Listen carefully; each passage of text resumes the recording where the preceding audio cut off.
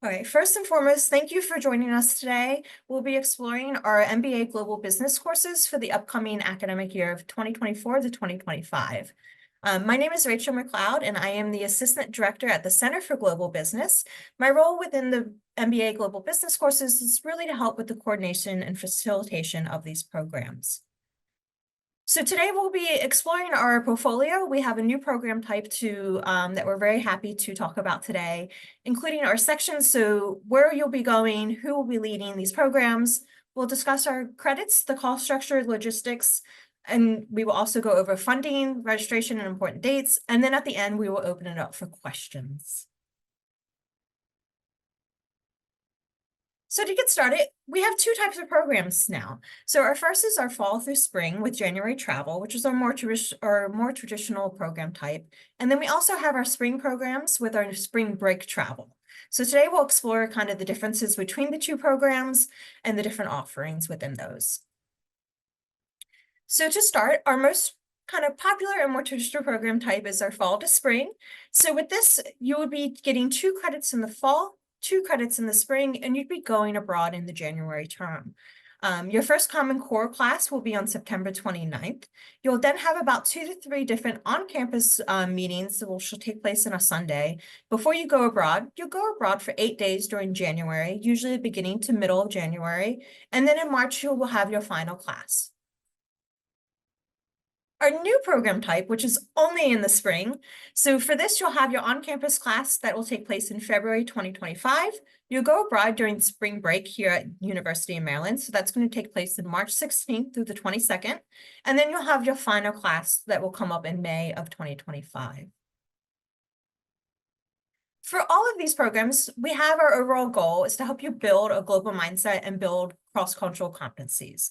One of the major differences between these two program types from the fall to spring to just the spring programs is going to be the applied learning project or your consulting project. The fall to spring really covers more in depth in terms of this consulting project. So you'll have opportunities to receive your project, work on it before you go abroad. When you're abroad, you'll spend a half day to a full day with the company that the project involves. And then when you come back from your time abroad, there'll kind of be a recap with that. Our spring program does not have the consulting project, but we are still hoping that you'll kind of learn about major business opportunities and growth drivers in these host countries. You'll explore different industry site visits, have firsthand experiences with these businesses, and really see the different kind of challenges that these regions may have. All of our programs will also offer opportunities for networking with colleagues, faculty, different international company executives, and if available, our alumni as well. So again, with the two different program types, we have our fall to spring only. This is where you'll have that applied learning or your consulting project. You'll receive this project prior to departure. You'll be working with your group before you leave. Once you're abroad, you'll get more kind of hands-on opportunities for this program or for the project itself. And then when you come back, again, it'll kind of be like a full circle. We'll recap and kind of reflect on the project itself. Another main differences between these two program types is going to be for our fall to spring programs, you're going to get a much more in-depth at what we call our Common Core curriculum. So this curriculum follows our CAGE framework. So the CAGE framework is going to focus on cultural, administrative, geographical, and economical kind of policies in regards to the country or countries that you'll be going to. There will also be an opportunity for a research workshop and then our consulting workshop. You'll take a much deeper dive into the region and the countries that you'll be going to and everything, all the business challenges and opportunities there as well. For your study abroad experience for the fall to spring programs, again, you'll be going abroad in January, usually beginning to middle of January for 8 days. You'll get to visit different industry, meet with the business executives. There'll be different cultural excursions and activities kind of tied into the program. You will also have a full to half day of fieldwork that is relating just to your individual or your group applied learning project. And then there will also be networking events throughout the program itself. For spring only, so for this, your classroom experience, it's a little bit more compact. So there won't be that consulting project or the applied learning project. However, we will definitely give you information about Little spoiler, this will be taking place in Costa Rica, and help you prepare for your in-country engagement activities. During the travel portion, you will still be meeting with different industries, business executives. There will be cultural excursions and activities, and then we will also have networking opportunities available. So now I'm going to pass it on to our faculty leaders who will be talking a little bit more about their individual programs, where they will be going, and sort of the topics, the focus of these programs. Paulo, would you like to go first? Sure. Welcome, everybody. So I have a picture in the background. Yeah, that's where you could be in January in Rio.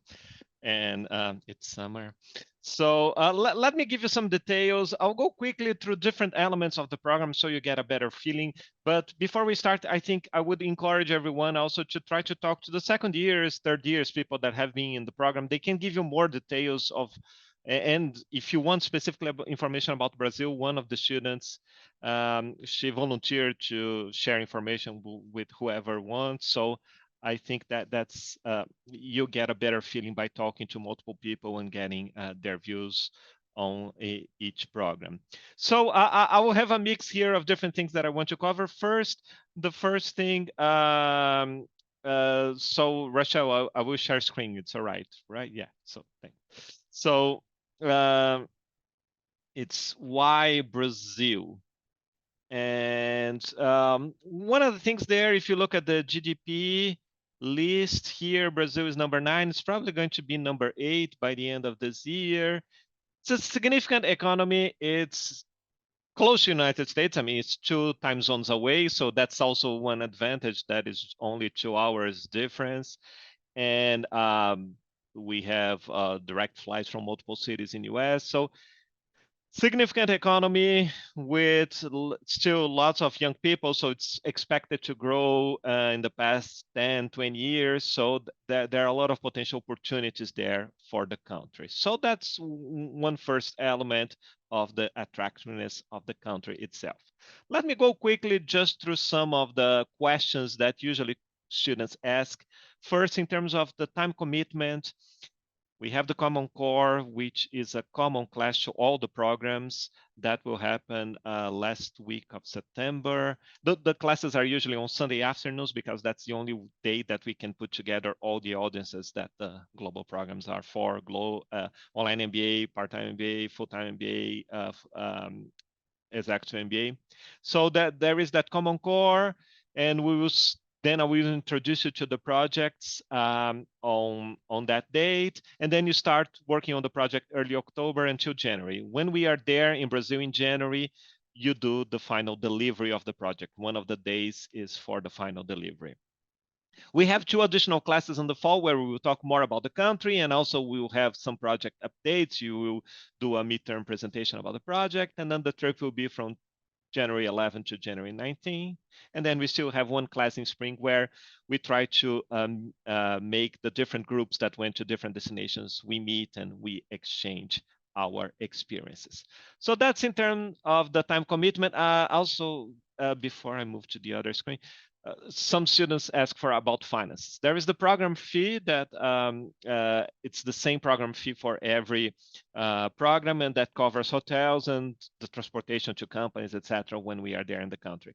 Apart from that, you will have to spend 1,000 to 1,500 for the flight, and then the other expenses, it varies a lot, depends on how much you want to expend. You could live on $30 a day in Brazil, you could live on $500 a day, depends. So, but expenses are usually 10 to 30% cheaper than in US. So just so you can have an idea of how much money you would spend in the program. I would like just to go quickly through this year, what we have done. For example, you arrive in São Paulo on a Saturday, and then we have it's a tour of São Paulo that we do on Saturday. So it's an initial moment that everybody will be together, and then we have a dinner on the Sunday. So that weekend, you have the weekend available. You can go around São Paulo. There are multiple suggestions that you can do there in São Paulo. But then on Monday, that's so we have an opening dinner. We may do the opening dinner on Saturday this next year based on feedback from students. So, but that's weekend is you have a lot of time to explore by yourself. And then we start the visits. And then Monday, for example, we went to the Agile. One of the students, he works for the Agile, one of the participating students. So we schedule a visit there. And then in the afternoon, we had an entrepreneurship panel with multiple entrepreneurs in Brazil developing their own ideas. And also this first guy was he invests in entrepreneurial companies, so they were giving a panel about opportunities, entrepreneurial opportunities in Brazil, and um, we had multiple entrepreneurs talking about the companies. And then on the following day, that was the project. That was the day that each group went to their company and they presented their final project that they had been developing virtually in the past 2-3 months. Then Wednesday we had, for example, we had some speakers also talking about. We have multiple speakers talking about. One was about a company that does social listening, customer insights. Another about fintechs and sustainability in Brazil. Then we had JBS, which is the world's largest meat producer. So I like to have a balance between small companies, large companies. So we had a meeting with JBS, and then from that, we started in Sao Paulo, then we flew to Rio. And then in Rio, we had meetings. We had one asset management company. They usually have a good view of investment opportunities in the country. So that was a very experienced guy on asset management. And then we had a very fun meeting, interesting. We visited the factory of a company that does upcycling of fashion. So we went to their facilities. And then on the final day, we had another entrepreneur company that has a very interesting model in the social environmental social space, especially social entrepreneurship space. And finally, a business meeting with a Brazilian cosmetics company. And then we visit the Sugarloaf as a group. And then still on Saturday, we had Carnival Experience, which is a cultural activity, which is really fun. I have here multiple, here is the visit of the company, the factory that we went. There were kind of some visits that were more lecture based. There were some visits that were more, we went to the factories, and there are some views of Rio there. So it's an interesting program that I think you put together. The projects are in different topics. So the projects this year they're usually for startup companies, entrepreneurial companies. So you work directly with the founders. The types of problems are usually broad. They were related this year mostly to internationalization. The companies wanted to increase their presence abroad or to start their presence abroad. Sometimes it's more on social media, website, marketing. Sometimes it's more on operational issues. So there is variation, and I try to allocate the projects, the groups to the projects depending on their preferences. We have a system to try to allocate the preference. So it's an opportunity to apply your business knowledge in the projects, but also know more about a country where there are great opportunities for your career, for investment opportunities, and also there's the fun part. I mean, São Paulo and Rio, it's going to be summer. It's going to be is usually a period in Rio, for example, where a lot of tourists are there. So it's also, I think the cultural exchanges are also very important, an important part of that program. As I mentioned, if you want more details, you can get in touch directly with me, or I have at least one student that she volunteered to share more information, so you can talk directly to her as well. Thank you. Thank you, Paulo. Next, we have Zilong. Would you like to talk about your program? Yes. So I'm going to share my slides.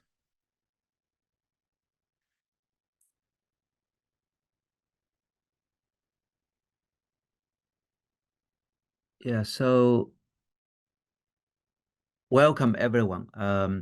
So my course is going to be in Asia. I also have a focus. So I try to explore, a particular business area. So my plan is to focus on supply chain. I think it's important, right, for U.S. companies to really, address supply chain issues, particularly when you are doing business in Asia, right? As we all know, because of the geopolitical tensions. So for multinational companies, I mean, as well as domestic companies, their supply chain, is always an area. I mean, there are opportunities as well, in addition to challenges. So I will try to focus on supply chain, but of course, supply chain is not just about logistics or transportation, but can be about many other things as well. So we try to visit a variety of companies. Obviously, later I will talk a little bit. Okay, so the theme of the course will be supply chain challenges and opportunities in Asia. In particular, in fact, in Southeast Asia, because the two countries we will visit are both in Southeast Asia. So these are the two countries, Thailand and Singapore. Right. So in Thailand, we will visit Bangkok. It's their capital and the largest city there.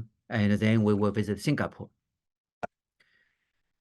Now, so the issues we are going to explore are, like I said, we will focus supply chain. And so, there are a number of issues we can explore. For example, right, so I listed some here in terms of how companies, right, in generally speaking, particularly I think for the American companies doing business there, how do they address supply chain risks, for example, right? And then also the two countries we are going to visit here, they are quite different, right? So Thailand is a developing country. Now Singapore is a developed country. So there is a nice contract, right? So the issues, the challenges companies face in these two different countries will be quite different, right? So we want to see any differences, right? So, in terms of developing country versus developed country, okay? And then we also are going to look at, domestic companies versus American companies, right? So how are there any differences? But of course, in addition to these issues, we also want to learn the latest trends, right, and practices in supply chain in particular, right, in these countries, right? When you visit, we may be able to see the latest, right, the business practices, and some innovations we may be able to see firsthand, right, in these countries. So these are the issues, right, we are going to focus on. Now then, in terms of the workload, right, for the course, we will have two group projects, right? I think it's similar to Brazil's course. We have a consulting project. So that consulting project is going to be in one of the countries, right? So normally we have startup companies, right? So in my case here, either in Singapore or in Thailand. And normally what we do is before we leave, so normally in September, October, we should have the projects. Projects will be sourced from, one of from our travel partner.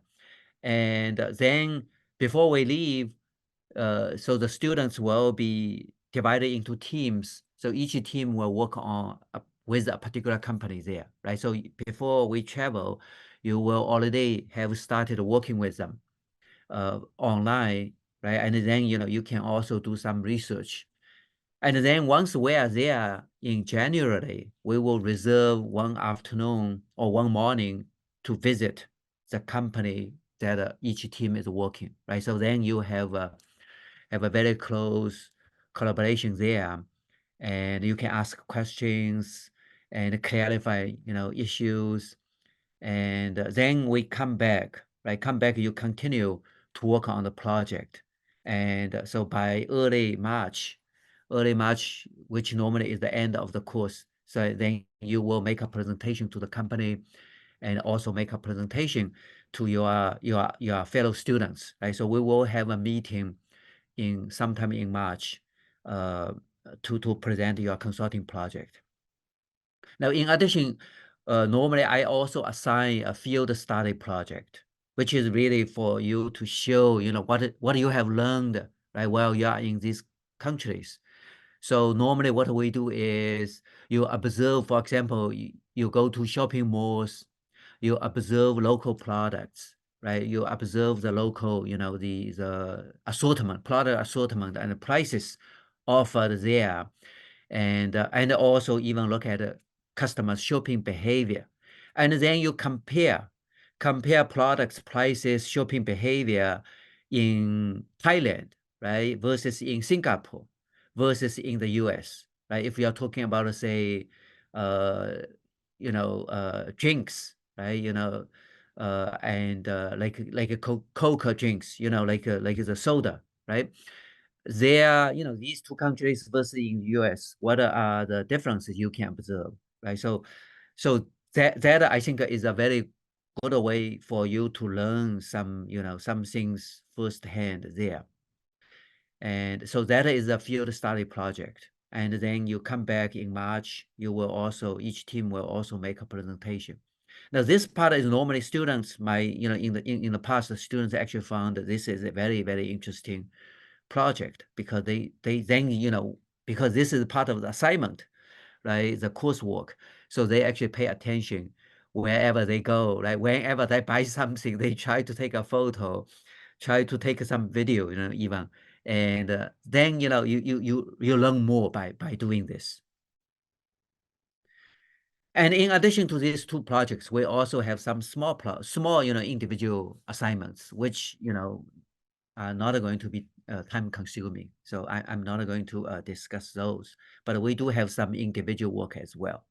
Now, in terms of course dates, so I think Polo already mentioned a little bit. So we will have a common core on September 29, which I think is on the same date. Basically, it's the same lecture, right, for all the courses. And then there are 2 pre-travel class sessions. So normally in late October and in early December. So these are the dates I listed are tentative. Well, I guess I probably won't change much, maybe changing one or at the most one date, right? But, because these are Sundays, so I should be available. Now, hopefully, if all the students are available, then, these dates will be final. And then post-travel class, like I mentioned earlier, early March will be end of the course. So I pick a March 2nd to be the date where, you will make presentations of your 2 group projects. Then after that, the course is done. Okay, and then in terms of on-site experience, right? So this is the travel part in January. So the dates I have is from January 4, you have to arrive on January 4 or before, and then the activities will start on January 5th. January 5th is a Sunday. So Sunday, we will have some cultural activities. And then Monday and Tuesday, we will spend 2 days in Bangkok visiting companies. So normally every day we will visit 3 companies. And like I said earlier, we will visit, a number of, a variety of companies, right? Not only just supply chain logistics, but in a lot of cases, we will visit manufacturing companies, right? Some service companies, consulting companies as well, okay? Because they are all really part of supply chain, right? Supply chain is not only, manufacturing or logistics, right? There are consulting, marketing, even, right? Some service companies involved as well. Okay, and then January 8th, it's on Wednesday, so we will have to go from Bangkok to Singapore. So this, since from Bangkok to Singapore is fairly close, it's about 2 hours flight. So there are a lot of direct flights available.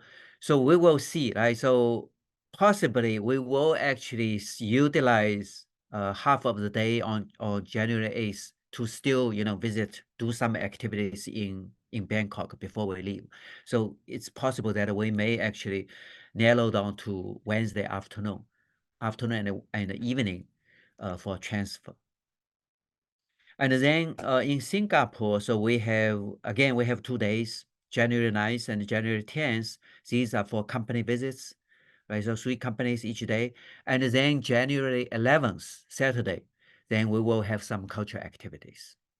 And then after that, January 11th, so normally we will have a farewell dinner on that day. And then the next day, basically, you can leave after that, right? On January 12th or later. Okay, in the past, normally some students actually tend to stay a little longer, right? Or they arrive, in the first city a couple of days earlier. It's really up to the students. Now, expectations.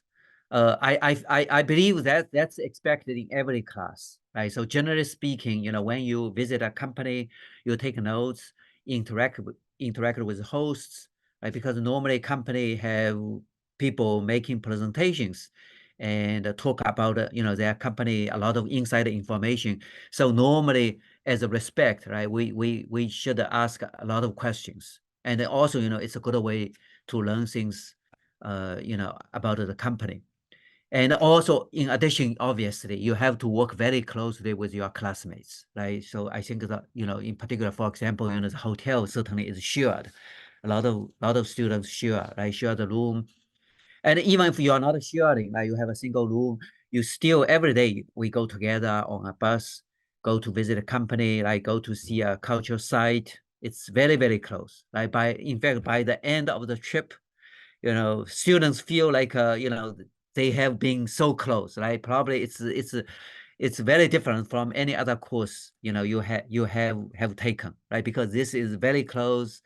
It's people do things together, and living together, even eat together, right? And help each other, right? Help each other together.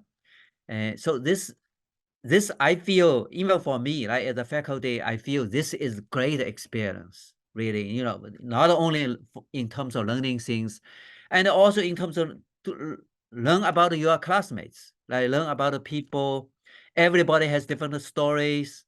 So it's really, I enjoyed this interaction, really, very, very much interaction with students, interaction with the companies, even with the tour guides. Like normally, every site we have a tour guide, English speaking tour guide. They normally, tell a lot of stories of their lives as well, right? Of the people, in the local people. So I feel this is really, really, a great experience. Now, so this is basically, what I'm planning. I can tell you briefly a little bit about what we did in this winter. I had a very similar course this winter, this January, right? So started, a year ago, right? Started in, last September, October, our first class. So we went to South Korea and Vietnam. South Korea, Seoul, South Korea, and Hanoi, Vietnam. Both are capital cities. So it's a very similar schedule, right? We stayed in South Korea for 2 days, just for 3 days, and in Vietnam for 4 days, right? So there's a contract, as you can see, right? Very similar to Thailand and Singapore. One is developing country, right? One is developed. Okay, so students really liked this contract because South Korea and Vietnam are very different. I'm sure Thailand versus Singapore will be very different, right? In terms of how expensive or how cheap things are, right? That's one aspect, and how clean. Even people notice how clean or how unclean the two cities. So it's the hotels, right? Conditions are very different. So all these things, I think make the trip more exciting, right? If we go to the two cities are very similar, then it's not very interesting.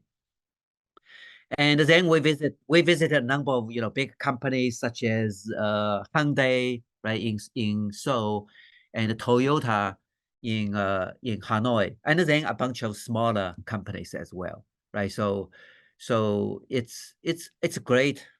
You know, all in fact a lot. You know, I had 21 students. They all enjoyed the trip very much, very much.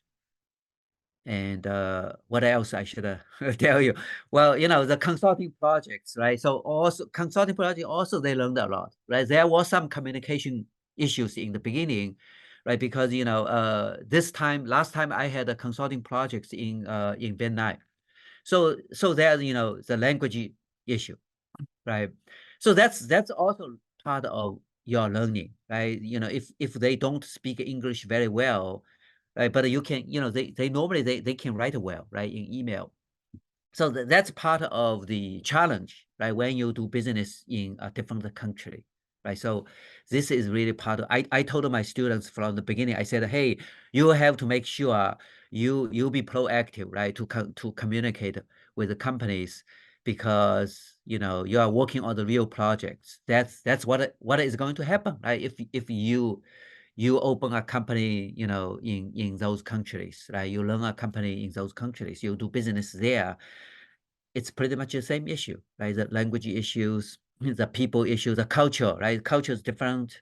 So the way, you know, they communicate there versus, you know, the way, you know, how people communicate in the US, they are different, right? So you have to learn those things, right? So in the end, my students really learned a lot. Yeah. So I think I will stop. Now, in case you have questions, you want to talk to my last, you know, the last year's students, just let me know. Then I can connect you with, you know, some of my previous students, and then they can share their experience. All right. So I will stop. Thank you so much, Zilong. Next, we have our last fall to spring program that's going to be run by Bennett Zellner. Thank you, Rachel. Welcome to all the students at the information session today. Excuse me. So yes, I want to tell you a little bit about the class, which is Sustainable Development in South Africa.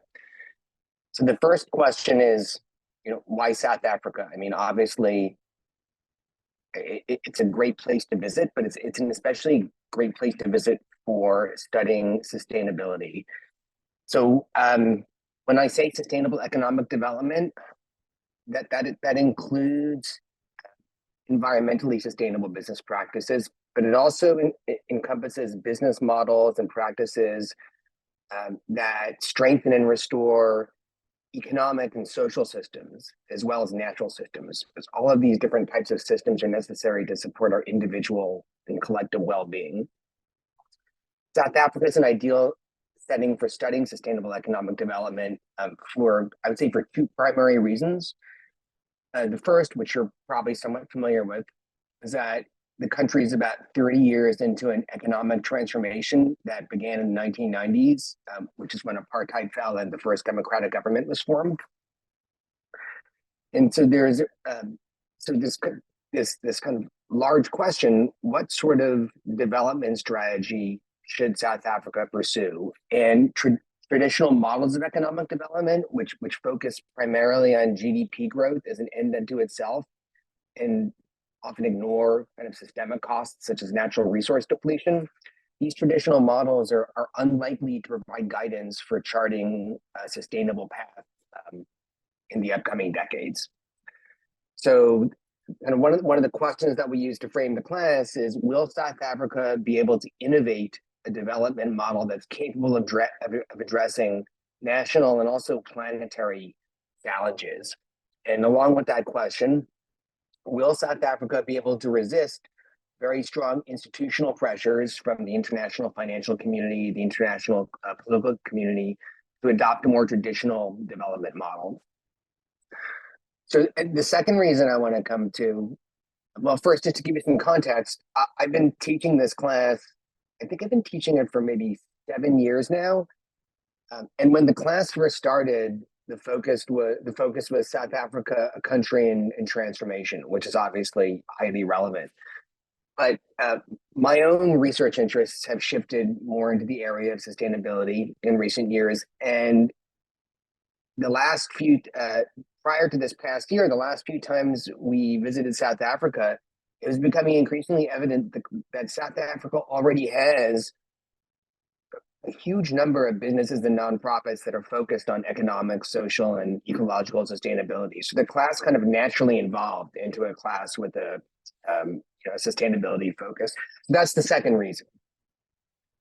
South Africa provides an amazing opportunity to visit a variety of organizations that are so focused on these different aspects of sustainability and to engage with their leadership on sustainability strategies and practices. So that's kind of the meta frame for the course. In terms of the actual kind of layout of the course, it's very similar to what you just heard for the Brazil and East Asia classes. So I won't go into, I won't be repetitive, but the basic structure is we start with the Common Core, which, as you heard, is for all of the sections. We start that takes place on Sunday, September 29th. We will have one other Sunday meeting. We have not yet determined the date for that meeting, but it will be sometime probably right after Thanksgiving, or it could be a week before Thanksgiving. The reason I like to have the second pre-departure, the reason I like to have this kind of focal pre-departure meeting around that time is that we have consulting projects as part of the class. That's the experiential component. And because of the way things work in South Africa, it's hard to get the consulting project to nail down much before Thanksgiving. So the idea is to have this focal pre-departure class right around the time that we get the consulting projects nailed down. So, so in terms of course structure, we'll have the Common Core session, this focal pre-departure session sometime around Thanksgiving. We haven't yet determined our exact travel dates, although I'll share with you some estimated travel dates in just a moment. And we'll then have a post-travel session on campus, which will most likely take place on March 2nd as well. Okay, so those are that's kind of the layout of the class. Let me share my screen and pull up some more information for you here. So first I want to share with you itinerary from this past year. So let me first note that the dates for the 2025 travel portion will be very, very similar to these dates. So again, we're still nailing them down. We'll probably start on Thursday, whatever Thursday that is, January 12th, or I think we have a leap year, so it's not here. I'll tell you exactly. Yeah, so next year, that Thursday would actually probably be Thursday, January 9th. Sorry, I did it backwards when I was doing it in my head. And we'll then continue to the following Thursday. So the way the class works is we start in Johannesburg, which is kind of the business capital of South Africa. At least I shouldn't even say it's the business capital. It's kind of the business capital for the more traditional sorts of businesses. So when we're there, we'll visit. We'll have a visit with a bank, probably Nedbank is our first visit, because that's a good visit for getting kind of an economic overview. And we'll then, this year we had a visit with Harmony Gold. Now, you may find that surprising in a class with a sustainability focus, but mining is one of South Africa's most traditional leading industries. And it's very interesting, and the students, if you talk to students who took the class this year, I think they'd agree with this. It's very interesting to hear a mining firm's take on sustainability. So it actually does fit into the sustainability focus, even if that's not immediately obvious. We also typically do a visit with GIBS, the Gordon Institute for Business Science, which is a leading business school in South Africa. And it's a great chance not only to get an overview of the economy and the business landscape, but also to meet with local MBA students. So it's a very quick trip to Johannesburg. We then fly to Cape Town that Saturday. It's a quick flight. It's like 90 minutes or so. We have a cultural weekend. I'm not going to do a deep dive on the cultural activities right now, but we try to mix things like wine tasting with a visit to Robben Island, which is where Nelson Mandela was imprisoned. And then throughout the next 4 days, we have meetings with a number of interesting for-profit and nonprofit enterprises in Cape Town. So I mentioned earlier that Johannesburg is the capital for kind of traditional businesses. Cape Town is where you have kind of younger, more kind of leading edge, kind of leading edge businesses. It's where it's also where you have South Africa's kind of tech center. So it's that kind of a vibe. It's got that kind of a vibe to it. As you can see, I'm not going to go through all the different visits that we did, but it's a really great mixture of organizations that both for-profit and nonprofit that all have a social impact mission in one way or another. Okay, so those are the company visits. You'll notice that on Monday in the afternoon, we have that afternoon this year. We had that afternoon reserved for project meetings, meetings with the client firms. So in order to give you a better idea of what the projects were, let me just trying to switch my screen here. These were our projects this past year. There'll be different companies or different organizations, I should say, next year. All of these organizations have some type of social impact mission. Pentech, the first one, was is working on business, kind of a facility, a campus really for business process outsourcing, and was trying to incorporate sustainable building practices, and also basically trying to have a green footprint and to be kind of a demonstration project. Livable focuses on creating building projects and adapting existing structures to make them more accessible for those who are physically challenged.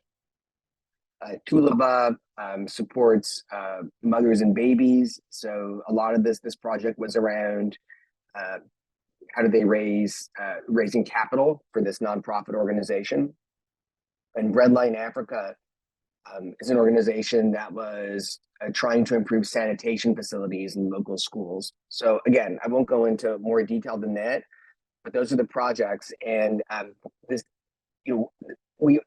whatever the specific projects are next year, I always make sure that projects are with small to medium-sized organizations. These are organizations that really, really value the work that the students do. They're not just doing it to check a box or for kind of good publicity.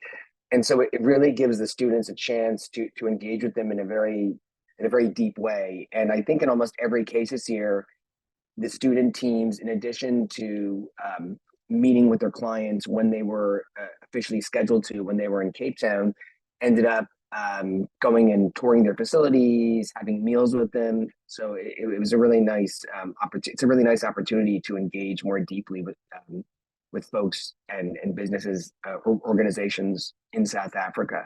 In terms of the timing of the projects, you will begin the project initial data collection and scoping the project before you leave. So that'll happen in December because, as I said, the projects will be assigned around Thanksgiving. You'll use your meetings in South Africa to further refine the project and to learn more about the organization. And you'll then do a presentation online, obviously, to your client firm after you return sometime before March 2nd. Okay, so I think I've hit, I'm going to stop sharing the screen. I think I've hit most of the major points. So at this point, I'll stop. And if anybody has additional questions, you can feel free to email me directly. It's bzellner, BZELNER @umd.edu. And you could also just email Rachel and she'll put you in touch with me. And additionally, if folks are interested in talking to students who took the class this year, you can email me about that as well, and I can make those connections happen. Thank you, Bennett. So next we're going to talk about our one new program that will take place in the spring term, and the travel will be during spring break. Bennett, would you like to present again? Okay, well, this will be a much briefer presentation. So let me just pull up something on my screen here so we have more info about that. Okay. Thanks. All right, so as Rachel mentioned, the spring break class is a new format that we're experimenting with. Obviously, the travel is somewhat more compressed, and so we want to choose locations that are relatively easy to get to. That South Africa, for example, would not be a good choice for a spring break class just because it takes a long time to get there. So the focus, the country choice for this upcoming year is Costa Rica, as Rachel already mentioned, and the focus is again on sustainability in Costa Rica. Because this class is more compressed and because it's 2 credits versus 4 credits, it doesn't have an experiential project, and the demands on the students are still important, but not as great, I guess I can say. So let me first explain why Costa Rica. So the OECD writes that Costa Rica is a quote unquote mega diverse country known globally for its success in reversing deforestation and pursuing a growth model based on the sustainable use of its environmental resources. So this is true. However, Costa Rica also faces challenges related to, and these challenges have become more evident in recent years, related to greenhouse emissions, energy use, and waste disposal. So the course is going to use an OECD document. It's called OECD Environmental Performance Reviews, and it has a section on Costa Rica. We're going to use that as a background to familiarize you with Costa Rica's sustainability performance to date, and also to help you identify remaining opportunities and challenges. When we're in country, we'll I don't have a sample schedule to show you yet because this is the first year we're running the class and we haven't developed the schedule yet, but we'll be meeting with sustainable businesses, as well as government agencies and NGOs that are focused on sustainability.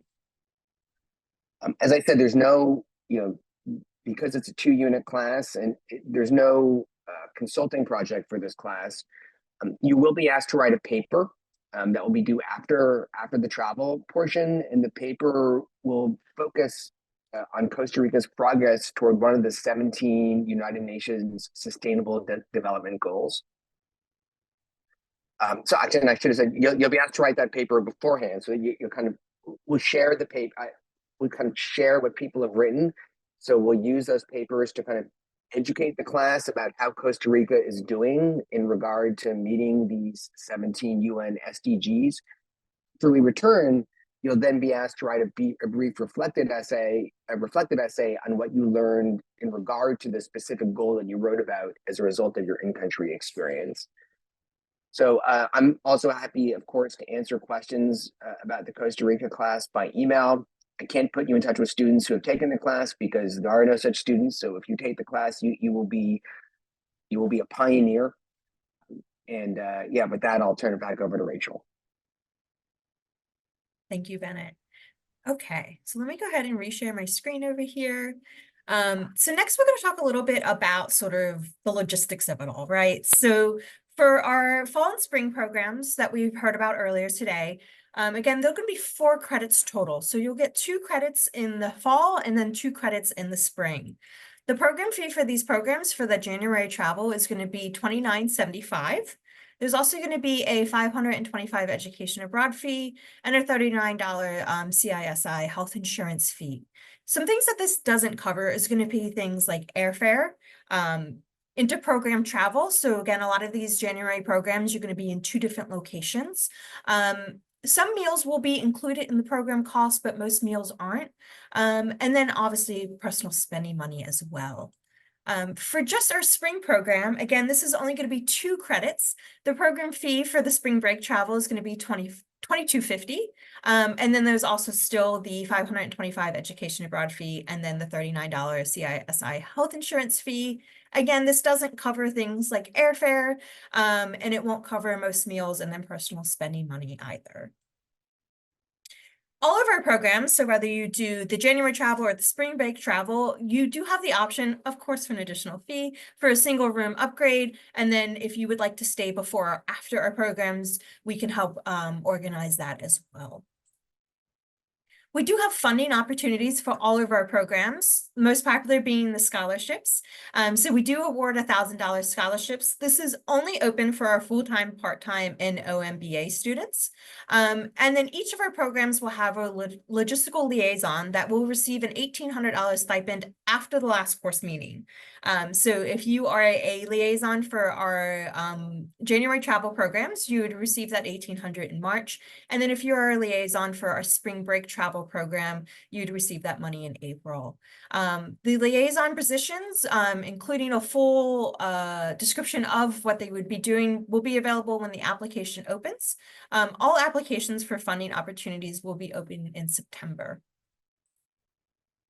So for registration, if you are interested in our fall to spring with January travel programs, registration will open on March 25th. The last day to drop or register for the course will be the first day of the fall semester, which will be August 26th.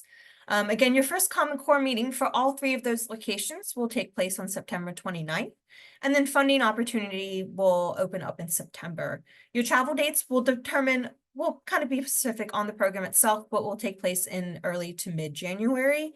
And then in addition to the original Common Core meeting, there'll usually be 2 to 3 other meetings that will take place before you go abroad and after you go abroad on a Sunday. For the spring only program, we have the very highly technical option of reserving your spot via Google form. This will also open on March 25th. So this will open at the same time as our fall to spring programs. The Google form itself can be located on our website. The MPO advisors have access to it, or you could always contact our office and we can, of course, connect you to it. The last day to drop for the spring only program will be in early October. Your first course meeting will happen in February.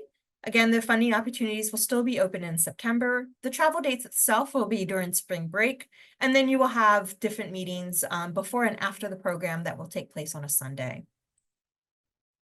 If you have any questions about a particular location or program, we do ask that you reach out to the faculty members. As all of them mentioned for this fall to spring programs with January, we've run these before. We're happy to connect you with alumni as well. For registration questions, we do ask that you reach out to your advisor and MPO. And then, of course, any other questions or concerns, you can always contact myself or the Center for Global Business at smithglobal@umd.edu. I would like at this point, though, if anyone has any questions, we can go ahead and either write them in the chat or if you want to unmute. Yeah.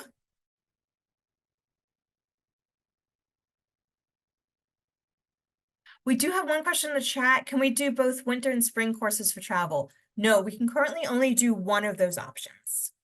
Then Abijah raised his hand. Abijah, yes. Yeah, I was gonna ask a similar thing. So we're not able to do like the Costa Rica one, the one in Costa Rica, and then another one as well. So that's a no.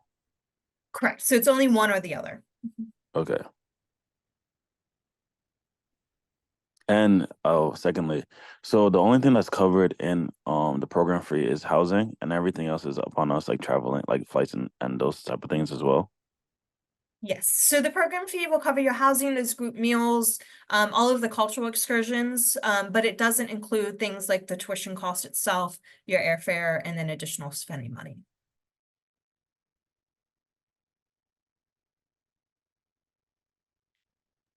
Someone in the chat asked if I could email the slides. So we will be saving this presentation and it'll be available on our website. I'll also make sure all of the advisors and MPO have access to it as well.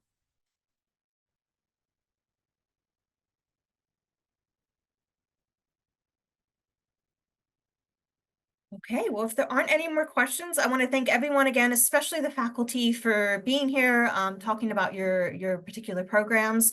And we look forward to starting registration soon. Susan, yes.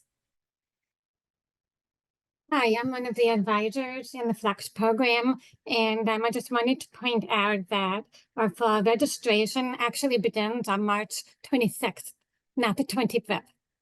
Okay. We'll make note of that and make sure everything's updated.